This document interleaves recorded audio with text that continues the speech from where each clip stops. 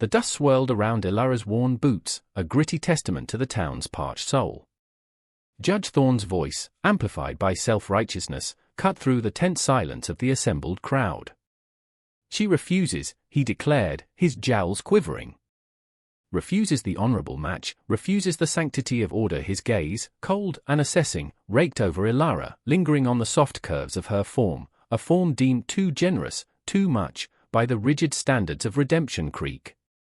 Ilara stood straight, a small tremor in her hands the only outward sign of the terror coiling in her belly. She had said no. A simple word, yet it had ignited a fury she hadn't anticipated. The man chosen for her, a crony of the judge, twice her age with eyes like a starved coyote, had smirked, his confidence unshaken until her refusal echoed. Now, the town watched, a collective entity of pinched faces and whispered condemnations. An affront, Thorne continued, his voice rising, to decency, to this community. He gestured towards the jagged cliff edge that bordered the town square, a stark drop to the unforgiving rocks below. Such defiance must be met with consequence. Fear, cold and sharp, pierced through Ilara's resolve. Her breath hitched. The wind, a mournful character in this unfolding drama, whipped her hair across her face, stinging her eyes. She saw no kindness in the faces around her, only a grim satisfaction, a hunger for spectacle. Two of Thorne's men, burly and impassive, stepped towards her.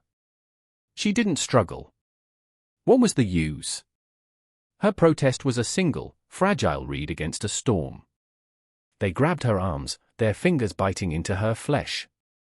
She felt the rough scrape of the cliff's edge against her worn dress as they dragged her. A gasp, quickly stifled, escaped her lips. Then, the sickening lurch of emptiness as she was thrust over the precipice. The sky wheeled. The wind roared in her ears. A single, sharp cry was torn from her throat before impact stole her breath, consciousness fracturing into 1,000 painful shards. Below, unseen by the departing townsfolk who cast no backward glances, a figure moved. Silas had watched from the shadow of the dilapidated livery, his face a mask of stone. He hadn't interfered. He never interfered. That was the town's business. But the raw brutality, the casual discarding of a life, resonated with a deep, old ache within him. He moved with a quiet efficiency, his long legs covering the treacherous descent to the base of the cliff with an unsettling ease. He found her crumpled amongst the scree, a broken doll. Her breathing was shallow, a faint flutter against the vast indifference of the landscape. He expected death. He found a flicker. He knelt. His large, calloused hands were surprisingly gentle as he checked for a pulse, as he examined the unnatural angle of her leg, the blood matting her dark hair. He didn't speak. There were no words for this. There were rarely words for anything in Silas's world. He gathered her into his arms, her weight a fragile burden. The town, sated, had retreated to its shuttered homes, its simmering judgments. He carried her away from it, towards the isolation of his ranch, a place where the wind spoke more sense than most men. The journey was long, the sun beating down, then giving way to the chill of dusk. Ilara drifted in and out of a painful haze, aware only of a steady strength beneath her, a rhythmic movement, a pervasive silence that was, strangely, not threatening. He laid her on the simple cot in his cabin, the only soft place in the sparsely furnished room. He cleaned her wounds with water from the basin, his touch impersonal yet thorough. He set her broken leg with practiced hands, binding it with strips of clean cloth. He built a small fire in the hearth, the flames pushing back the encroaching cold, a small beacon against the vast darkness. He didn't speak. He simply acted. And Ilara, suspended between agony and oblivion, felt a pinprick of something other than terror, a stark, bewildering neutrality. Ilara woke to the smell of wood smoke and a dull, throbbing pain that encompassed her entire being. For a moment, she didn't know where she was. The rough-hewn ceiling, the stone hearth, the single window showing a sliver of grey dawn, it was all alien. Then memory, sharp and cruel, returned to the judge's face, the hateful eyes of the crowd, the fall. A choked sob escaped her. Her body screamed in protest as she tried to sit up, her leg a fiery agony. A shadow moved in the dim light. Silas. He was sitting on a low stool by the fire, his back to her, mending a piece of tack. He didn't turn, didn't acknowledge her cry, yet she felt his awareness of her, a silent, watchful presence. Fear, a familiar companion, tightened its grip. Was he another tormentor? Another captor? But his stillness was different from the predatory stillness of the men in town. It was the stillness of the mountains, of ancient trees. He rose, his movements economical, and ladled water from a bucket into a tin cup. He approached the cot, his boots silent on the packed earth floor. He offered her the cup. His eyes, the color of a winter sky, met hers briefly, unreadable. She hesitated, her throat raw. Her gaze flickered to his hands, large, scarred, capable. The hands that had, presumably, brought her here. She took the cup, her fingers brushing his. His skin was rough, warm. The water was cool, a balm to her parched throat. He retreated to his stool, resuming his mending. The silence stretched, broken only by the crackle of the fire and the distant sigh of the wind. He didn't speak. He didn't ask questions. He didn't demand gratitude. He simply was. Hours passed. He brought her a bowl of thin broth, its warmth seeping into her chilled bones. He changed the dressing on her head wound, his touch still impersonal, yet careful. He added wood to the fire. Elara watched him, her fear slowly giving way to a weary curiosity. Who was this man who lived in such profound silence, who had plucked her from the edge of death and offered her succor without a single word? Shame, a heavy cloak, settled over her. The judge's pronouncements echoed in her mind, too fat, defiant. She felt grotesque, unworthy of even this strange, silent kindness. She pulled the thin blanket higher, trying to disappear. Later, when the sun was higher, casting pale light into the cabin, she saw him take her dress, the one she had been wearing, torn and stained from the fall, and begin to meticulously mend the rents. He sat by the window, the needle moving with a surprising deftness in his large fingers. He smoothed the fabric, his brow furrowed in concentration. It was a simple garment, coarse and ill-fitting, but he treated it with a strange reverence. He didn't look at her. He just mended. She watched his hands. Strong hands. Hands that could break, but also hands that could fix. The gesture, so unexpected, so tender in its practicality, chipped away another sliver of her fear. He wasn't like them. He wasn't like anyone she had ever known. As evening fell, he placed the mended dress, neatly folded, at the foot of her cot. He didn't speak. He didn't need to. The repaired cloth spoke volumes, a silent promise of care in a world that had only offered cruelty. Elara touched the mended seam, her fingers tracing the neat stitches. A single tear escaped and traced a path through the grime on her cheek. It wasn't a tear of sorrow, or even pain. It was something else, something fragile and new, something she couldn't yet name. Days bled into weeks. Elara's body slowly began to heal, the sharp edges of pain dulling to a persistent ache. Silas continued his silent ministrations. He brought her food, rabbit stew, dried jerky, coarse bread. He kept the fire stoked. He changed her bandages. He never spoke, not a single word. And Elara, in turn, remained silent, her voice locked away with her trauma. She learned the rhythm of his days, the early rise, the tending of his few animals or a horse, a couple of goats, the mending of fences, the chopping of wood. He moved with a purpose that seemed to emanate from the very land he inhabited. It was a harsh land, unforgiving, yet he seemed a part of it, as weathered and resilient as the ancient junipers that dotted the landscape. She would watch him from the cot, then later, as she grew stronger, from the cabin doorway, propped up with a crude crutch he had fashioned for her. She saw the solitude that clung to him, a cloak as palpable as the dust on his hat. Once, she saw him pause by two small, weathered wooden markers on a slight rise behind the cabin. He stood there for a long time, his back to her, his head bowed. He didn't weep, not in any way she could see, but the air around him grew heavy with a sorrow so profound it seemed to seep into the soil.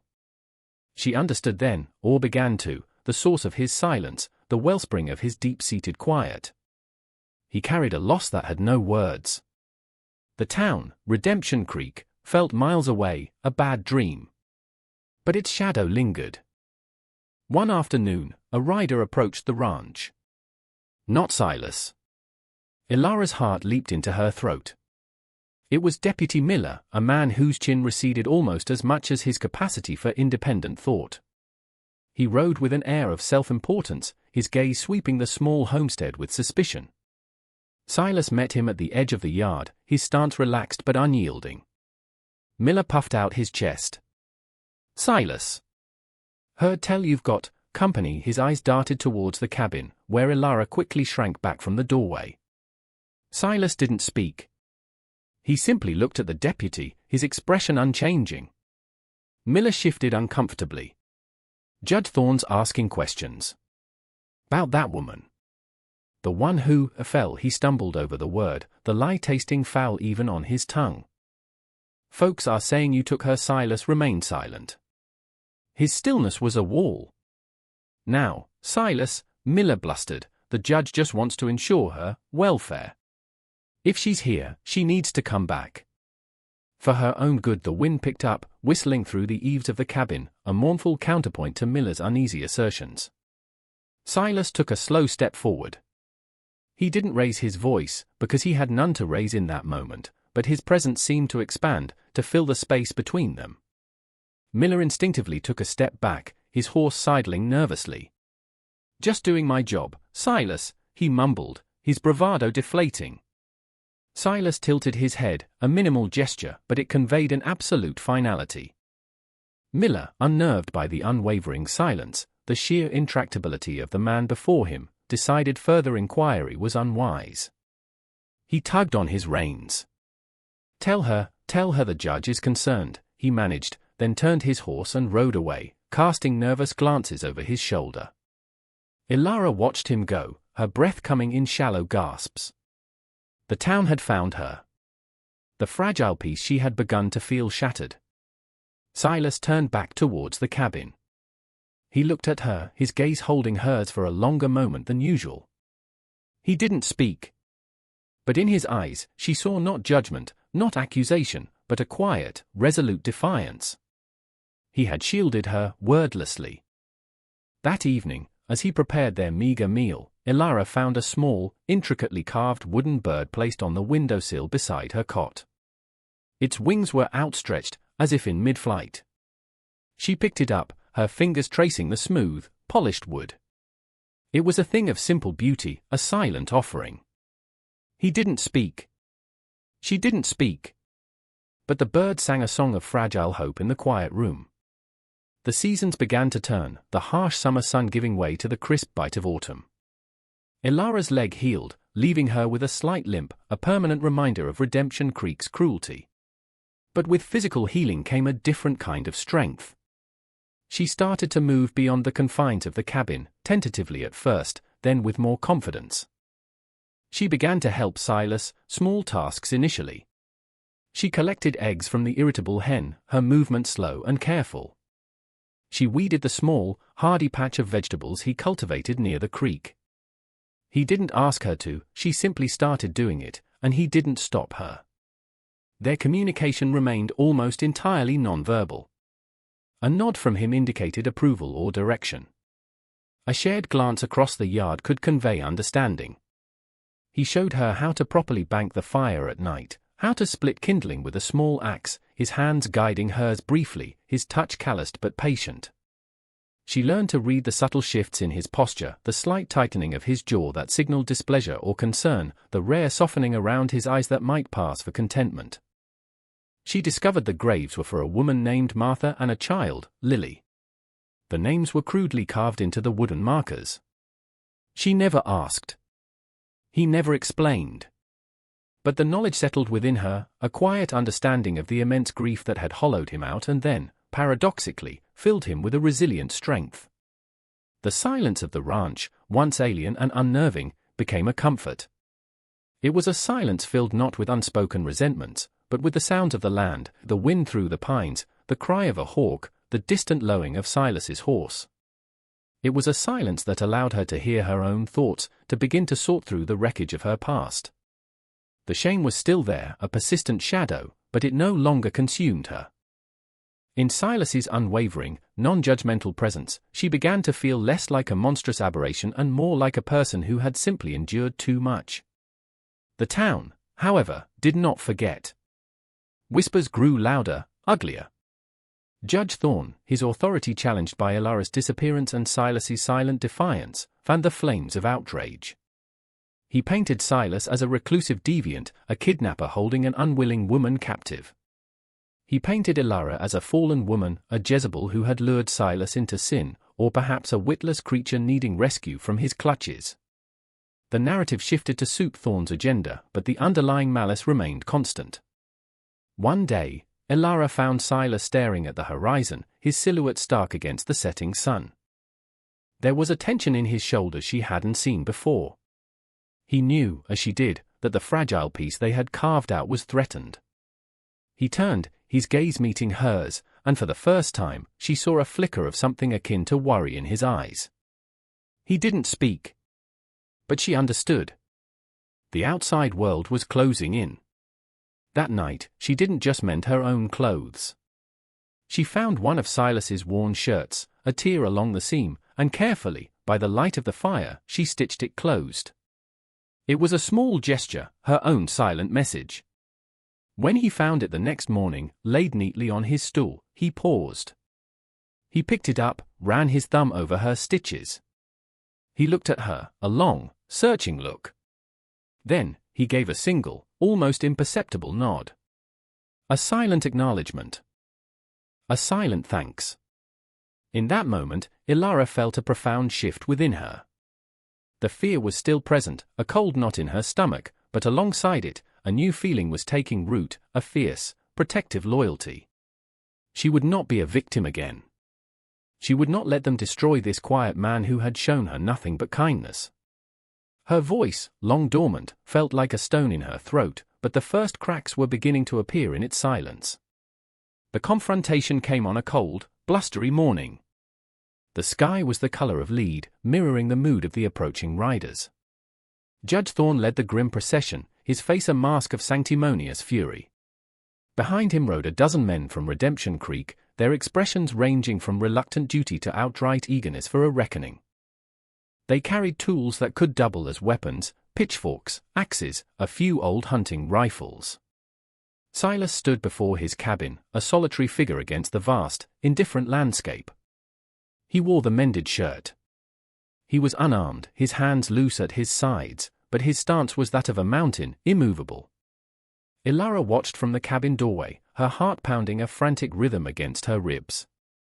This was it. The culmination of months of fear and fragile hope.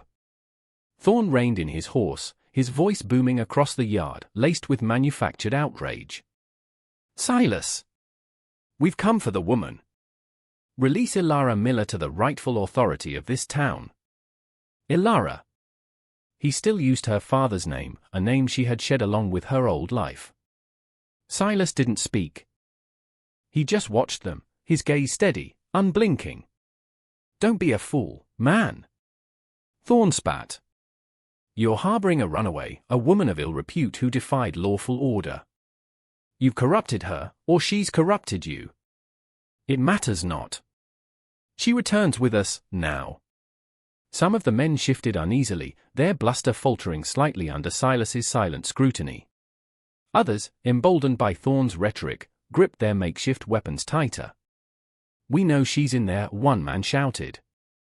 "Bring her out, or we'll drag her out." Ilara felt a cold dread, but also a surge of something hot and powerful. It was anger. It was defiance. It was the will to protect the only kindness she had known.